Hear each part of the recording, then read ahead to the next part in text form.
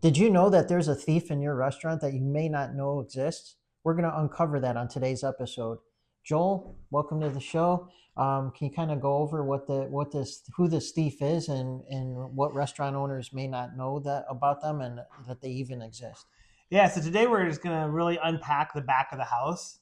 There's so many different things in there, and we're really not talking about a certain person. We're talking about overall that this thief is really hitting you in so many different areas. It's costing you money, and you really have full, complete control over this as a owner or as a chef, as a manager. You have full control over these. Okay, so we're talking about back of house. So that could be the cook, that could be the back of house manager, that could be even the person, even the bus people, the Yeah. any one of those roles. It could relate to any one of those. So what are some of the key components that go into what would be a thief in that space that even maybe Yeah. even the employees themselves don't even know that they're doing? Yeah. And like I said, this isn't necessarily talking about a person. I have worked at places where I knew food was off somehow, and so I started watching cameras and found at nighttime people were taking crap out the back door. Caught that a couple different times, but we're really going to talk about today is starting off with let's start off with food waste. Every restaurant I've ever worked at or taken over, I always will put a bucket my very first day there in the back, right next to my kitchen, and any food that comes back from the server that's incorrect goes in that bucket. Any kind of waste, so if they overmake fries, onion rings, whatever it is, they overcook a steak, goes in that bucket. The end of every single shift, we go and we weigh that bucket, and people are mind blown when they actually look at a bucket that has food in it, and it's always a 5 gallon bucket. I took over one place. It was a restaurant. I was hired as a general manager of a different restaurant, and these guys just didn't do inventory or anything like that. And they kept on trying to tell me that their food cost was under 30%. I'm like, one, it's a buffet. There's no way you're under 30%. But two, I've seen the waste at the other locations. There's no way. So they had me go up to their busiest location in Springfield, and I did the bucket challenge. We started weighing everything off the buffet that came back because it was only good for about 15 minutes. Came back, went in the bucket. We had to empty this bucket just during lunch shift the very first time I was there 3 times. Here, by the time we actually implemented an inventory strategy, then they were actually almost a 50% food cost when we actually started inventory then rather than just going off of this is the money we have coming in and this is how much we spent. Wow. So putting that bucket there in every shift, not every day, every shift, make your staff weigh that bucket and write down and log how much they have. And I promise you that number will start going down over time pretty quickly because it's embarrassing to them to see all the mistakes they make during service. I mean, how easy is it? You own a restaurant. How easy is it? You overcook something just to throw it in the garbage really quick. Yeah. You don't even think about it later. Yeah, you don't even think about it. Yeah, it's just like an instant reaction. Yeah. So you start weighing that. That right there, that's a thief in that's a thief in your kitchen. Is your food waste? Wow, that's quite an interesting challenge. You just wouldn't want to take that bucket and dump it like No. how they did the challenge with the water a couple Yeah. years ago. I guess it kind of leads into FIFO, like first in, first out, and what's the importance of that? Yeah, so this is another thief in a lot of kitchens is when people are putting their food orders away, they're just simply, if you have a big dunnage rack with cans, just throwing the cans on there. You're not actually rotating them, not writing the dates on them like you're supposed to. So what happens then is now your stuff at the very back, because your front stuff is what they're pulling from. That's by the time it comes up, now it's out of date, and now you're having to throw that away. So that's kind of stuff that can go in your bucket then too. And then when you talk about obviously you're gonna hopefully do inventory before you order, but can you talk about the ordering process? Yeah, so ordering should always be done by the owner at first until you've trained somebody to properly order. You really should be able to work out what you expect to come in from customers. So you should be able to say we're going to have, on average, we have 50 dine-in orders on a Tuesday night, 100 on a Friday night, whatever that number is. You should be able to have that kind of worked out and then know your numbers well enough to know, okay, I go through 15 pounds of ground beef and I go through 20 pounds in 3 days of French fries. And, so you should be ordering just enough to get you by to that time, because most food companies, unless you're in a rural area, most food companies will do a delivery to you almost every single day except for Sundays. So, I mean, if you need to get an extra truck because you're really busy, that's awesome.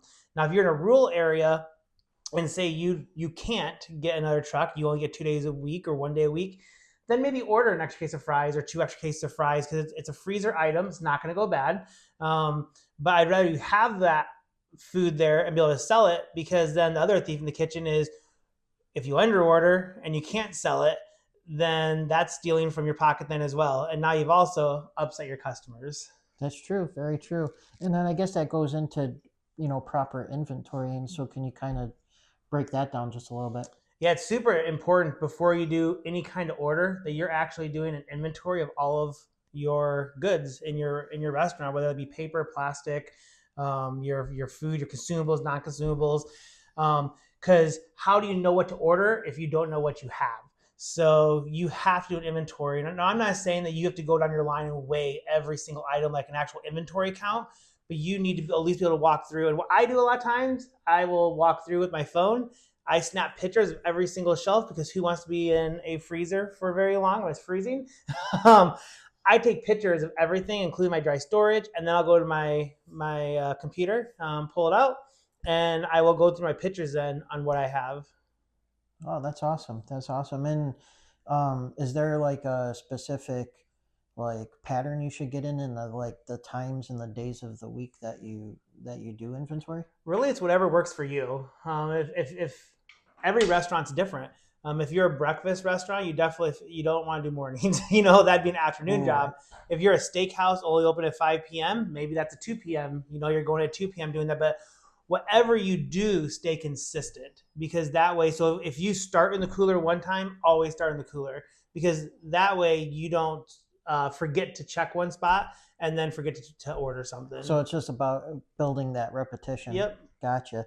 And then I guess one of the final things is all about staffing. And we did a previous episode specifically on staffing Mm-hmm. and incorrectly staffing your restaurant.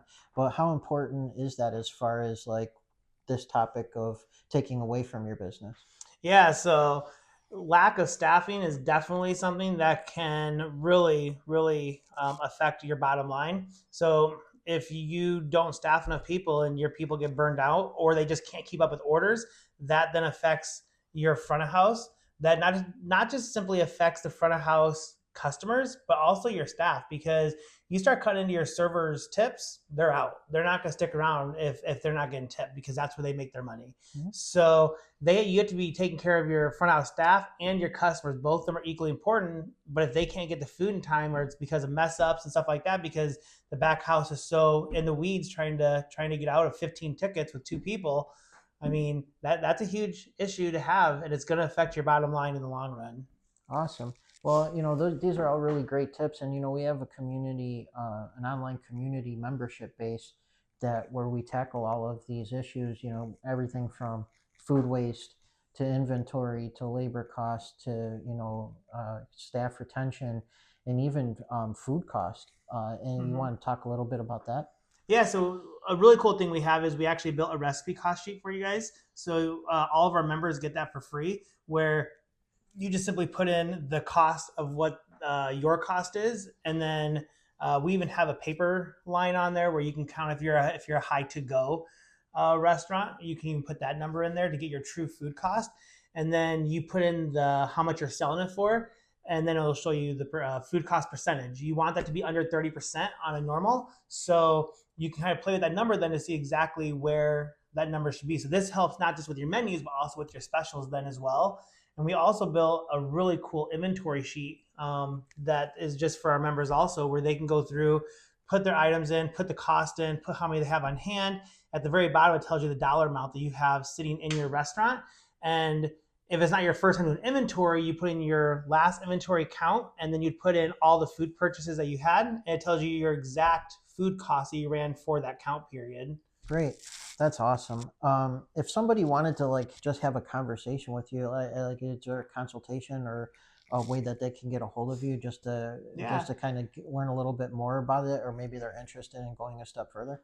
Yeah, so if you go to culinaryvisionconsulting.com, there's actually a link on there that you would just simply click, and we offer a free 15-minute consultation with myself or an expert, where we really can start to talk about what your needs are and how we can help you. Because another really cool thing that's in the membership that you would buy, and by the way, it's less than $500 a month. So really, we price that so that anybody, and that was our big thing. We want to make sure that we can help the small guy Right. and whoever needs the help.